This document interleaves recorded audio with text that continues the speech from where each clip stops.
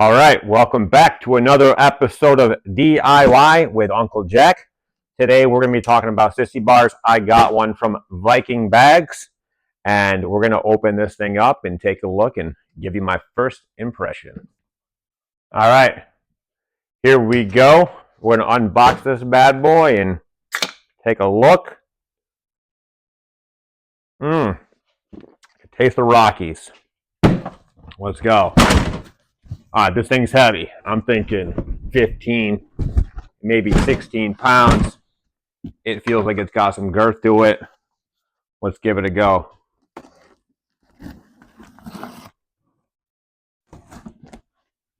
Well, I know this is going to be,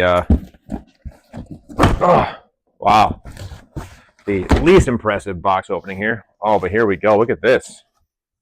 It's zip tied together. They got it wrapped up real nice.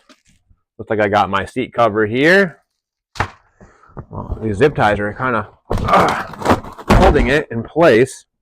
There's directions. As you know, we don't do that. We got some foam, some more paper, and this box here. But wow, look at this thing. Well protected, right off rip. I like that. Let's open this thing up. Oh, dude, I feel honored right now. Look at this. Wow. They're very well wrapped. Plenty of protection. I can only remember the order of my toolbox. Recently organized it, so it's not where I expect things to be.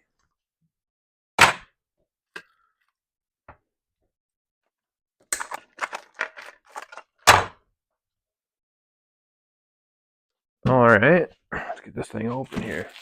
Love how they protected this thing. Wow, yeah, it's heavy. It feels very solid. I like it. I feel like this thing's way more heavy duty than I expected. It's definitely not hollow. This feels like solid steel right here. And I got a sticker here saying mild steel, made in Pakistan. All right, let's break it down here. All right, here we got the back pad. I went with the VK PAD 360 outer shell, leather, inner shell, foam, mild steel, made in Pakistan. Once again, looks very well packaged. I mean, I don't even think I can open this thing without a razor blade, but being that there's leather in there, we're gonna try our best. Oh, wow! All right, busting out the razor. We're gonna have to be very careful here and not cut this seat up before we even open it.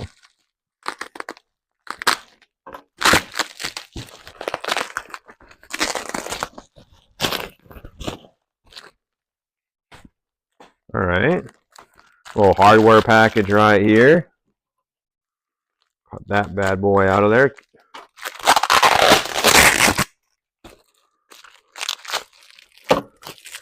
Plenty of tape. Can't even get it at you. There we go. All right, let's check this pad out. My bike has a diamond stitch seat, so this should pair up quite nice. I want the bigger one, so my wife could have some comfort back there. But looks well made. Got a zipper here. Solid piece of foam in there. Feels like there's some sort of metal, a little metal, maybe an aluminum bracket or maybe some steel in the back of that. But it looks good. I mean, this diamond stitch is definitely not the same as the one I have on my seat, but you know, it's fairly close. I wouldn't even call it diamond; it's almost square. But let's get this thing together and take a look. All right, we got some grommets, a couple rubber grommets here, 4 rubber grommets. 2 Allens, they look like maybe they're 5s or 6s. 3 Allens, all right. 4 Allens, that makes sense. We got some 4 little plastic grommets here. And 4 spacers. Oh, what the hell is this? This is heavy. This must be for the seat back. Let's give this thing a look. Oh, my stupid fingers don't work that good. Here we go. We got dose lock washers, 2 bolts. Maybe these are 4s. That's my guess. And we got some toilet paper here wrapped around some clamps. They feel good. They feel heavy duty. They're chrome. They look great. Not bad. I like it. All right, let's figure this thing out.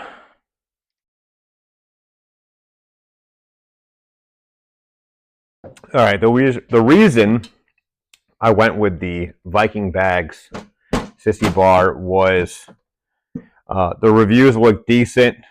I like that this thing had a little wing nut back here. I don't know if you can see that or not. You can loosen this up, and this thing has a little luggage or 6-pack rack that comes out of the back, and then it folds back up so you can just have a cleaner look when you're beep boop bopping around on your bike.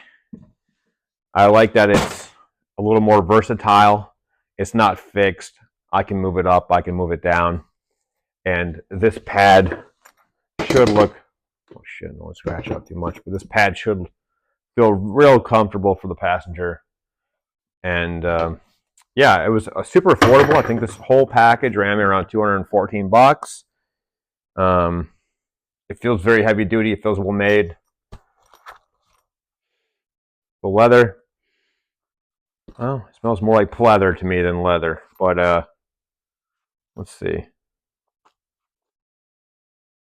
It says PU leather. I don't even know what that even means. Maybe because it smells PU. Maybe it's French. I don't know. Let's get this thing mounted up and get some first impressions on that, and go from there. All right, before we put this Sissy bar on there, we're going to clean up this rear fender, make sure all the dirt and dust is off of it. Using a little bit of glass cleaner here. Any glass cleaner is a good cleaner to use. It's not abrasive, doesn't cause too much damage, and just make sure you got a clean towel or a microfiber towel or something like that, and just give it a quick rub down. So you got a nice clean surface to work with, and if you're ever going to take this thing off or try to clean under it, at least you got it cleaned up before you mount everything up. But yeah, it's looking pretty good. Get all that dust out of there. I lived on a dirt road, so I get plenty of dust on the bike coming up and down the road. I put a little bit of masking tape on there just to protect the paint when we lower the bar on. This bike is flat black and it scratches fairly easily. All right, we're going to take these Allens out here. It is a 6mm Allen.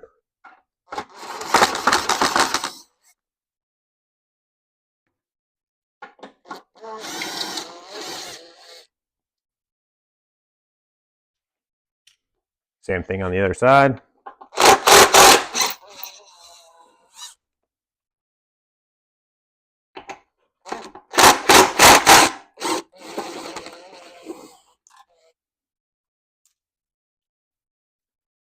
I put a little bit of masking tape on there just to protect the paint when we lower the bar on. This bike is flat black and it scratches fairly easily. We're going to try to run the stock hardware.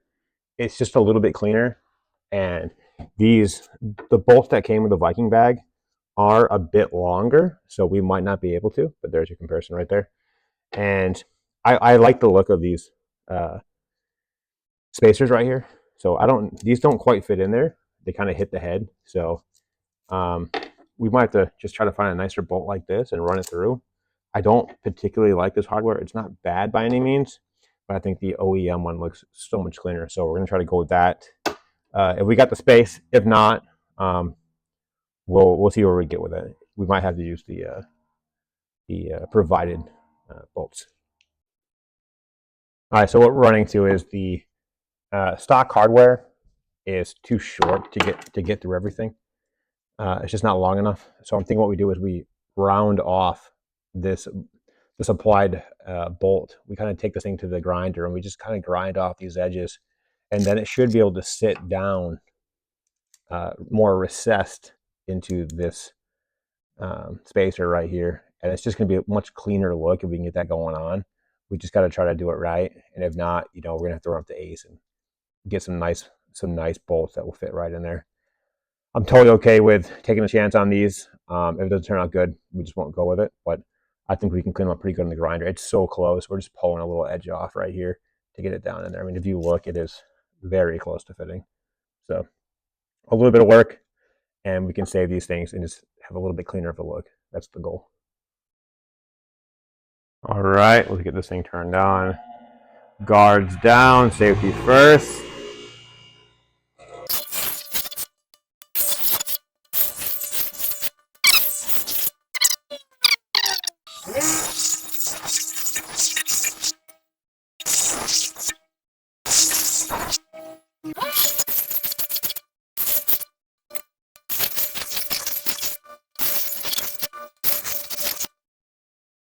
Let's get this thing mounted up on there. I'm ditching the plastic and rubber hardware that comes with it. I'm just going to go with the grommets, not the grommets, but the spacer that I received off the bike from OEM, and the spacer that came with the kit to keep it off of the fender. So let's try to get this thing kind of mounted up on here. I know it's a little awkward to hold everything and do everything in one place, but we're going to give it our best shot and see where we get with it. They get one started and be able to slide the rest in. Shouldn't be too bad. Just got to get it. Really need it. And we got one started. That's going to be huge right there. That should make the rest of this go a lot smoother. All right, we got the first one started. I think that's huge. It was very difficult to get that going. I did scratch the paint ever so slightly. We're going to pull out both of our support bolts here in the front and try to get these lined up. Gotta get our spacer under there, get this thing down. I mean, it's definitely a little pain in the fucking ass, dude. I mean, just to get everything lined up, it is not fun.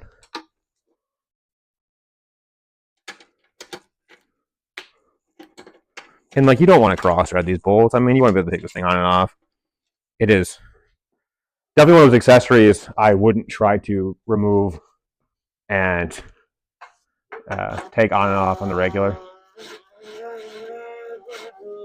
It would definitely, once you get this on there, you're going to want to leave it because it's tough. You're really going to mar up your fender a little bit and scratch things up. And I think a quick disconnect system would be nice for this. So we're not tightening these bolts all the way down. We're leaving them a little bit loose, and we're going to come over to the other side, and we're going to work over here now and try to get this thing lined up. See, I can't get a shot of that real quick. But yeah, basically the trick is to slide the spacer under at the right moment while lining up the bolt on the outside, all meanwhile getting the fender to be exactly where you need it. And it's harder than it looks. People play their videos on YouTube and you think everything's super easy, but look, I work on cars for a living. This is a bit of a pain in the ass. I mean, this is definitely don't let Viking bags make you think this is an easy gig. I mean, I'm doing the best not to fuck stuff up. But you got to manipulate this a little back. I think we're kind of getting in there a little bit.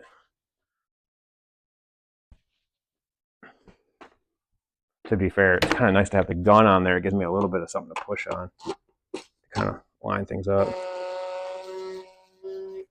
But you definitely don't want to. There we go. Just a little bit. And we'll get that back one. It's coming together now. All right, last one on here. We're going to try to leave everything a little bit loose so we can peel this tape off once we get this guy up and going. I almost wish they had welded the spacer to the bar itself. It would make life so much easier. But I imagine lowering it down onto the fender would cause an issue. So I see why they did it the way they did. It just makes for a tricky situation, which, nobody wants. But it's awkward. It is what it is, That looks a little off to me. We're going to try to get everything lined up the best we can.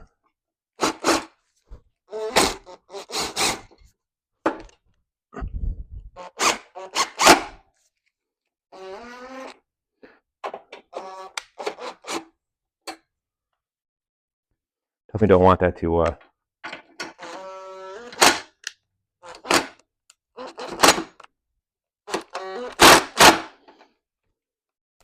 definitely don't want to cross thread that, so we're gonna take our time with it. All right, we'll get a hand wrench.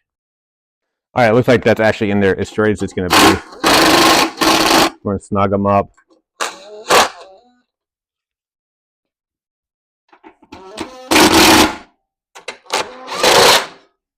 And we're gonna try to peel this tape off of here and see how this thing looks.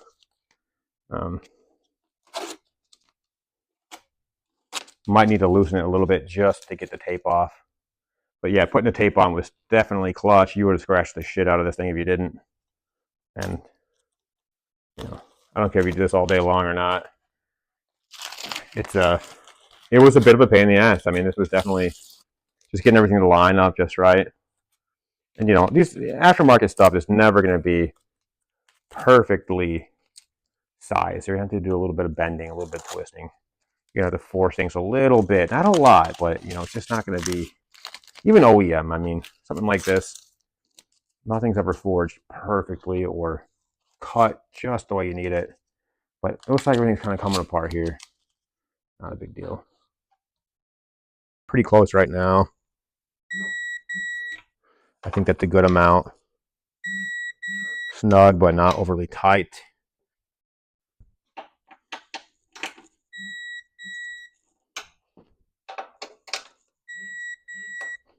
I like it.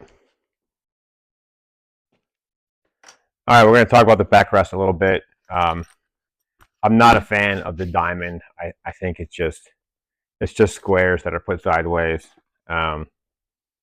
It's okay. It's not terrible. It definitely, I wish there were bigger stitching, but it is what it is. It came with chrome hardware. If you wanted to, if you had a chrome, if you'd probably ordered the chrome Sissy bar, you could use that, but it came stock with the black already bolted up. It does have a small tag back here, which is, I wouldn't rip it off. I gave it a little tug, and it looks like it would take the stitching with it. But you could probably just take a little razor blade and really just kind of clean that up a little bit so that thing's not flapping around. We're going to mount this up, see how she looks, and go from there. Let's go. All right, these are 4mm Allens. We're going to just loosen these up.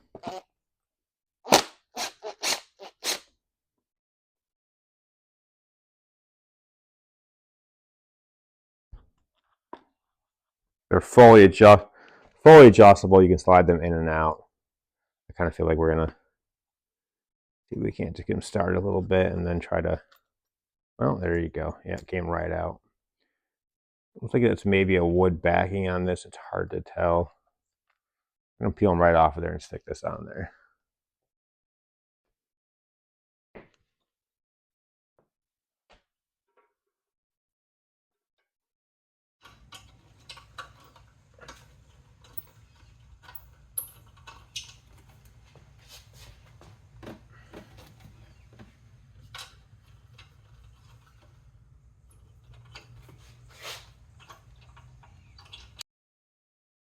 All right, thanks for hanging out with the DIY Uncle Jack today. Some things I don't like about this mount from Viking Bags is now that this backrest has been put on, you cannot actually lock this into place. I tried going up and down with the backrest, and it would either rub here or it would just not line up completely and hit the bolts. So it's kind of problematic. I'm not a fan of the stitching. I don't think it's great. It's definitely not a traditional diamond stitch. It's a sideways square. Not quite as nice as I wanted. It's not terrible, but it's not the best. The wife is comfortable on there, so I can't complain too much. she'll be happy to have a little relief on our rides. And yeah, this is what we got going on right now. This is how the bike's looking. I appreciate you guys hanging out till the end. Thanks for hanging out on another episode of DIY with Uncle Jack. Today it's motorcycles. Sometimes it's building docks. Sometimes it's working on cars. Sometimes it is just the random project around the farm. But I think the Sissy bar turned out decent. I got a couple mods I want to do to it. I might make a video after that. But if you made it this far, please like, subscribe, and share. Take care.